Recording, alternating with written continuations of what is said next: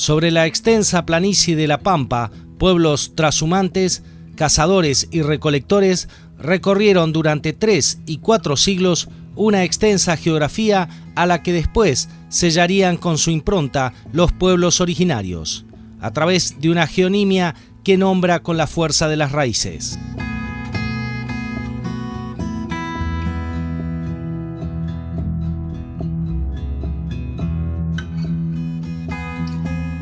Y allá también por el horizonte, levantando polvareda, el gaucho con destreza y vaquía. Vendrá también a ocupar el vacío que de manera espontánea y atravesando siglos han ocupado las distintas voces, entre murmullo y silencio, respetando los tiempos de la naturaleza y apostando a los sueños, como el inmigrante que sembró la semilla de una nueva tierra y trajo consigo el saber hacer.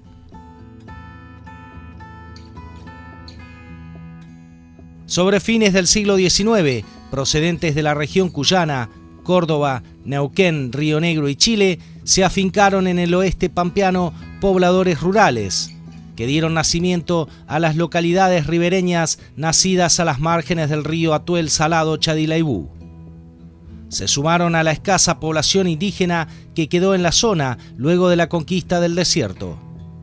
Levantaron sus puestos en un ambiente duro, agreste, y lo hicieron sin intervención, orientación o apoyo del Estado, que nunca tuvo una política de poblamiento. Solo los recibió la inmensidad de la pampa seca.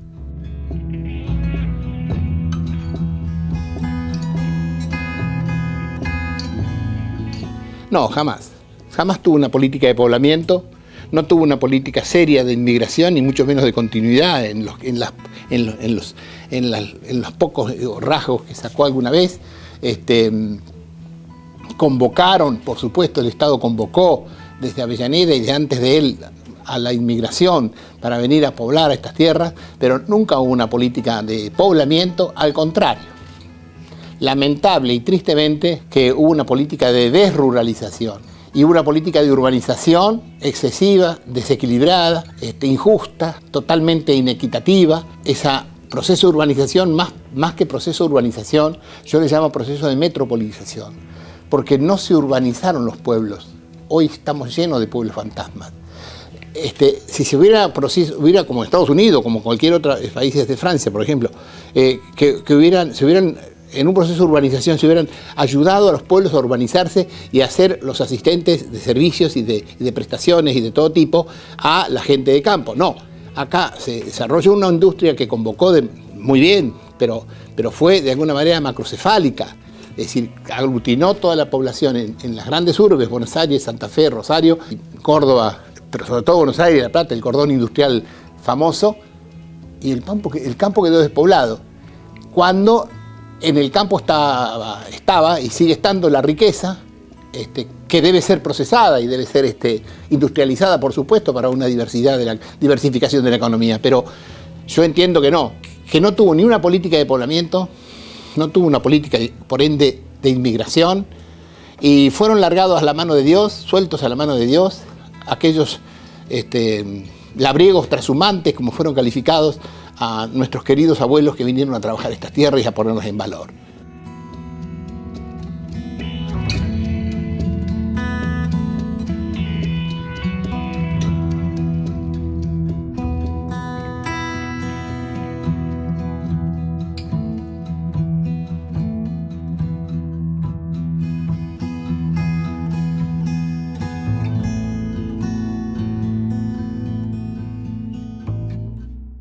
Entonces tenían una inestabilidad jurídica, inestabilidad económica, inestabilidad social, inestabilidad habitacional, inestabilidad. Y en ese cuadro de tembloroso que les tocó transitar, de allí venimos nosotros. Entonces tenemos que rendir un homenaje a que, a pesar de todas esas condiciones tan inestables, tan ventosas, diría yo, de vientos encontrados que tuvieron nuestros abuelos, aquí estamos. Así que reparemos eso también, porque ellos fueron los que trajeron el saber hacer para poner en producción estas tierras, tanto en Pico como en Santa Rosa, como en toda la Pampa húmeda y subhúmeda y lo que se ha hecho en el resto de la Pampa.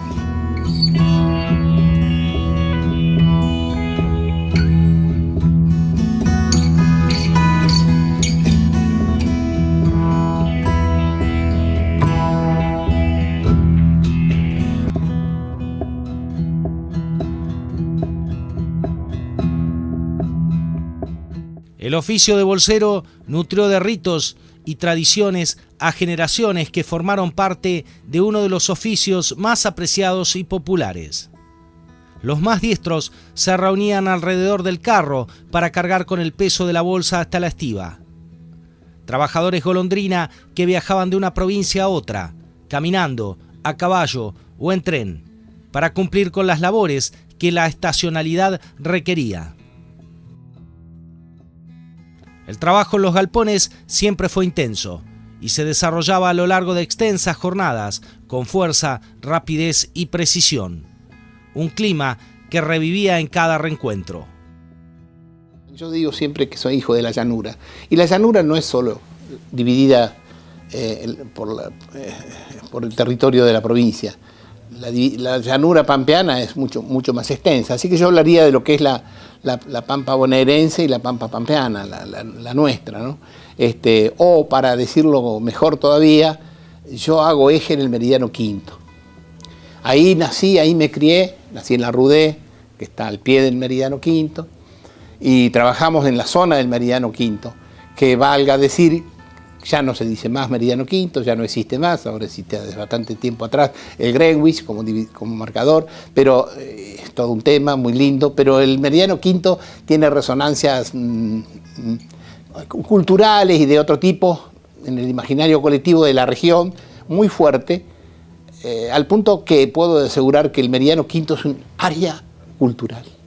En ese contexto, en esa geografía de esa área en la que me tocó vivir y hacer mis primeros pasos hasta la juventud, había las cosechas se hacían con cosechadora después, a veces las primeras tiradas con caballo, después automotrices, que se les llamaba, y iban dejando las bolsas en el rastrojo, con rastras y caballos se amontonaban las bolsas, y después venían los carros, con los bolseros, cargaban y llevaban a las estaciones del ferrocarril, a los galpones del ferrocarril, perdón. La vida de los bolseros, aquellos entonces, es muy curiosa, está llena de mitologías, tienen un rico imaginario de circunstancias. Había que ser bolsero, porque habría que ser muy práctico, tener mucha fuerza, pero más que fuerza, mucha vaquía, como todas las cosas que hay que hacer en el campo, mucha vaquía.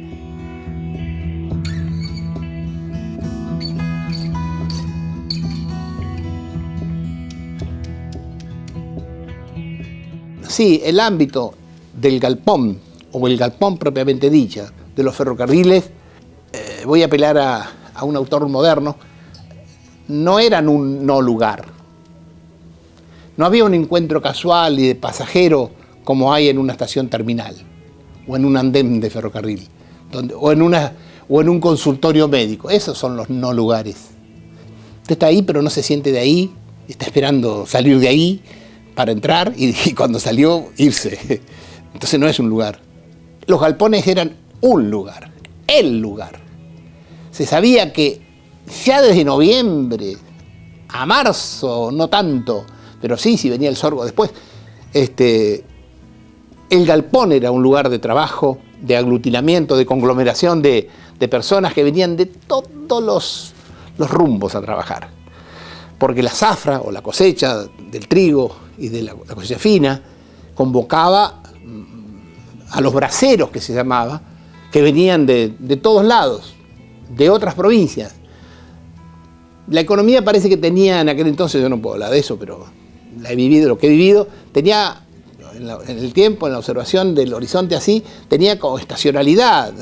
Estaba la zafra en Tucumán, la manzana en Río Negro, la vendimia en Cuyo, la cortada de pasto en la provincia de Buenos Aires, la juntada de maíz en Santa Fe y la zona del Rosafé ahora. Entonces, cuando ocurrían a veces en tiempos diferentes, la gente se trasladaba, aún mi padre y todos los vecinos, se iban en tren, o como fuere, a esas cosechas. Dejaban de hacer acá, porque además era de buena ganancia, de buena paga. Entonces mi padre con otros vecinos, con don Pedro, con don Cló, con el otro, armaban el mono y se iban a trabajar a esos lugares. Volvían y se iban a La Manzana, volvían y se iban a Mendoza. Mi padre me contaba que tenían que salir tan temprano a las viñas que llevaban una galleta o media galleta cada uno y comían uva y galleta. Y que era un alimento espectacular para trabajar. Y claro, era totalmente nutritivo y energizante. Así que, volviendo al tema del galpón, toda esa gente de las otras provincias también venía a los galpones, a las galponeadas, a las galponadas, como se les llamaba. Eran 3 meses intensos, 30, 40, 50 chatas por día en galpones según las ciudades, ¿no? Caso Catriló, caso Realicó, caso Pico, más que acá, en la zona triguera sobre todo, Río Cuarto, Villa María, esas zonas, pero 30, 40, 50 chatas de... Bueno, también en esos días sobrevenía una convivencia con todas las brisas y los vientos de los que se entendían o desentendían, y hasta tragedias. Así se escribían las historias y leyendas de hombres respetados y reconocidos, como Genaro Gauna, hombre de Valle Argentino, localidad cercana a General Hacha, que inauguraba y cerraba la temporada con la primera y última bolsa. Genaro Gauna fue un vecino de mis suegros, que yo tuve mucho tiempo acompañando a mis suegros hasta que murieron, y era un viejito criollo tremendo, total, un paisano que se había venido del campo y que se había instalado en la ciudad porque su oficio era de bolsero. Y compró cerca, no sé si compró, vivía en un ranchito cerca del galpón. Y fue maestro, fue un gran bolsero, también un hombre cargado de sabiduría, de paciencia, de serenidad, hermoso para hablar con él. Y se hizo un bolsero acá privilegiado por su contextura física, alto, musculoso, fuerza, vaquía, audaz, bueno, maestro de todos. Y es triste el final, no es tan triste, hay que aceptarlo como una dura metáfora también, más allá de la realidad, que tenía recomendado que no hiciera más nada de esfuerzo, porque tenía como 70 años, o 60 y pico, no me acuerdo, ya estaba muy vencido físicamente. Y la última vez, por eso creo que en el libro cuento la última bolsa, que la quiso llevar. Cuando iba a entrar la primera descarga del trigo, de las chatas, después de los camiones, había una ceremonia, pero no se cortaba la cinta, ni mucho menos, no tenía esas liviandades, pero sí se reunían todos, se los llamaba a las cuadrillas, estaban los capataces de cuadrilla, los jefes de cuadrilla, que defendían sus intereses de cuadrilla, que no siempre eran conciliables con los intereses de las otras cuadrillas, había enfrentamientos, había alianzas, había de todo, había convivencia, donde hay convivencia hay de todo, como dije, ¿no? Así que estaban ahí los jefes con sus respectivas cuadrillas, que formaban hasta 30 hombres, algunas cuadrillas, otras 5, otras 10, otras 15, estaba el encargado de galpones, estaba el calador, el que revisaba el trigo cuando llegaba, para ver si estaba chuzo, si estaba seco, si estaba húmedo o lo que fuere, para apartarlo de la estiva y no mandarlo. Y ese acto, de alguna manera, se hacía un silencio y se decía, bueno, decía el capataz o el jefe de la estación, realmente el jefe de la estación, venía él en persona, como si fuera el gobernador, venía el jefe de la estación, no el jefe de galpón, el jefe de la estación. O a veces el que hablaba era el otro, bueno, en fin. Y decía, bueno, a ver, ¿Genaro va a bajar la primera bolsa? Sí, decían todos, que la baje Genaro. Genaro la tomaba, se la tiraban de arriba, la tomaba él y la llevaba hasta allá. Y bueno, todo el mundo aplaudía y a la cola, con el tablón y el burro arriba. Así que todo eso lo viví. Además dice de eso, pero no servía, no me daba el físico. Y luego Genaro tenía que estar para la última bolsa, que no sé si lo digo en el libro, pero me acordé. Para la última bolsa también la llevaba Genaro. Ahora, a él le tocó llevar la última bolsa de su propia bolseada, de su propia historia, de su propia vida. Y no llegó. Y fue muy triste para muchos. Yo vi paisanos llorar. Era duro llorar. Porque cuando iba enclenque, tambaleando con la bolsa y se cayó. No pudo. Porfiado, porque le dijeron, no, ya no podés, Genaro, déjalo, yo lo hago yo. tenía algunos hijos también, sobrinos que podía hacerlo. No, pero él quería hacerlo. Y no, se cayó. Bueno, es el fin del bolsero, de ese bolsero que de alguna manera representa a esta historia hermosa de los bolseros argentinos.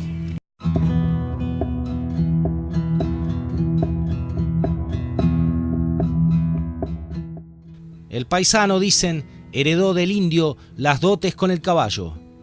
Compañeros de interminables jornadas y largas noches que culminaban, guitarra en mano, cerca del fogón. Los gringos eran especialistas en caballos de tiro y los vascos, con una impronta cultural muy marcada, definían los límites del campo que cercaba el alambrado y dividía lo que hasta ahora era solo extensión y lejanía.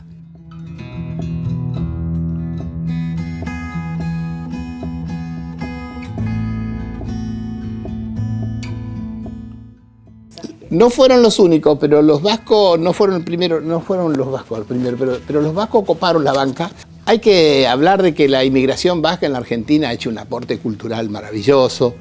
Es un pueblo noble, es un pueblo férreo, es un pueblo que ha luchado siempre en la defensa de su autonomía y de su autodeterminación en la región de Euskadi, por ejemplo.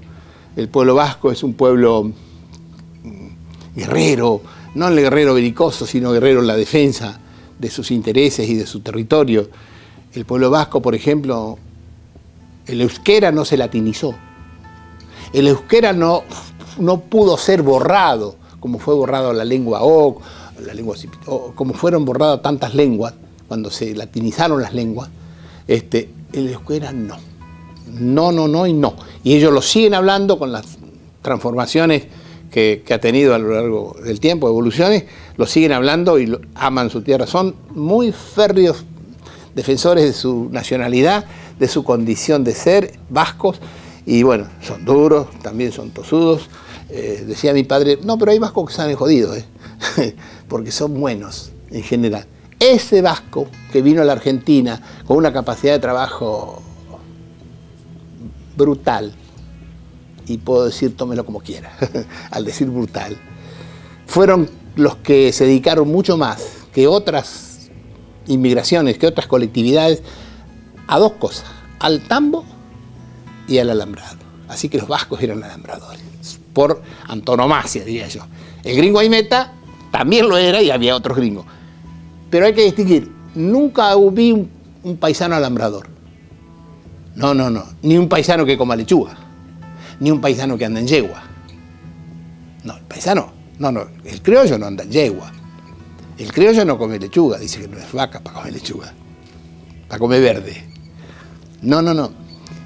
Y el paisano amansa un caballo de andar. Los gringos no tienen la menor idea. Los gringos aquellos, no los gringos de ahora, o los de apellido gringo, no. Hay domadores que se llaman Jonathan, Jennifer, no sé cuánto. Bueno, la colonización cultural da para todo. Pero los paisanos no comen lechuga, no andan en yegua, no andan de pantalones, no andaban de camisa corta. No, andar de manga corta. En aquel entonces, no. Siempre, ese es el paisano de entonces. El paisano amansa los caballos de andar. Fue diestro en amansar caballos. Y le viene desde el indio también. Porque el indio fue más diestro todavía en aprender a manejar los caballos. Como los agarraba salvaje y no tenía instrumentos para manejarlos con elementos tecnológicos como el bozal, como el freno, como el recado, tenía un dominio corporal del caballo y una relación, un vínculo emocional con el caballo, los indios. Y el paisano lo aprendió más de ahí que de ningún otro lado.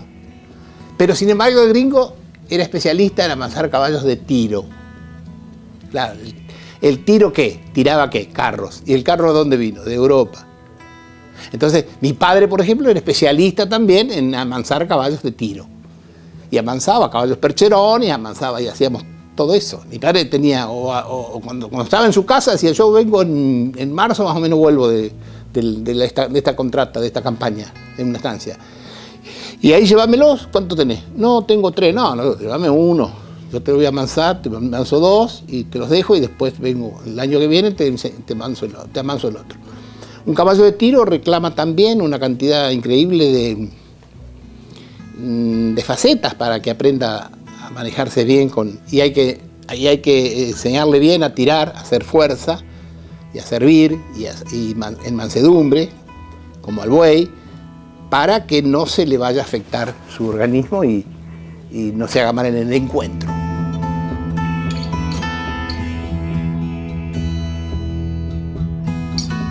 Con la emoción de quien lleva en el alma la tierra que habita, el escritor describe con palabras el sentimiento de quien se nutre de un territorio surcado desde hace siglos por un río de voces, procedentes de imaginarios y contextos diferentes. Cada uno, desde el fondo de los tiempos, nos legó una manera de vivir y estar en este mundo.